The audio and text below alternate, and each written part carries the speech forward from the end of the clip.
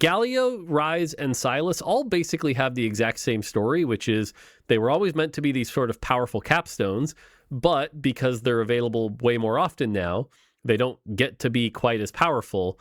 And so Galio's losing 10 armor and MR, and remember, Galio's damage is based off his MR, so that's a nerf to the damage as well. Ryze is getting a little bit less spell damage, but the Ryze nerf is really tiny here. I still expect Ryze to be kind of the highest caps boards out there. And then Sylas has ended up on a lot of boards, so he's going to get a little bit less attack speed to slow down that that cast cadence. Cool. All right, T-Hex. I know people are saying a T-Hex buff and immediately dreading it, but don't worry. This is just his auto attacks. This is not the spell. So the auto attacks in between are going to hit a little harder. This isn't going to really do a whole lot. It's going to make him do a little bit more damage in between, not make you feel like you have to always be casting.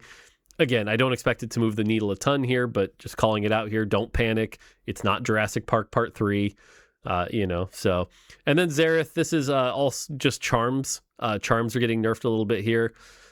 This is the Ancient Treasures is going to cost more gold to get that item. The golems are going to get a lot less armor and MR. Those golems are still going to be nuts, though. Don't, think about these golems as like weak now. They're not. They're still insane. They're also going to have less bonus attack speed. And then the Oasis one will have less of a team heal. So again, this Xerath charms a little weaker. Xerath himself still a beast.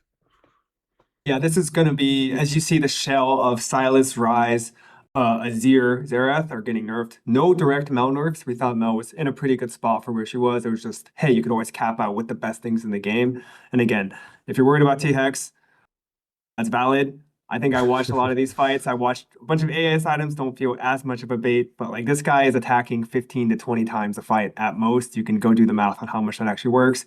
The laser beam is not stronger at all. Thank God we've now divorced AD spell scaling and base ADs. We can do stuff like this.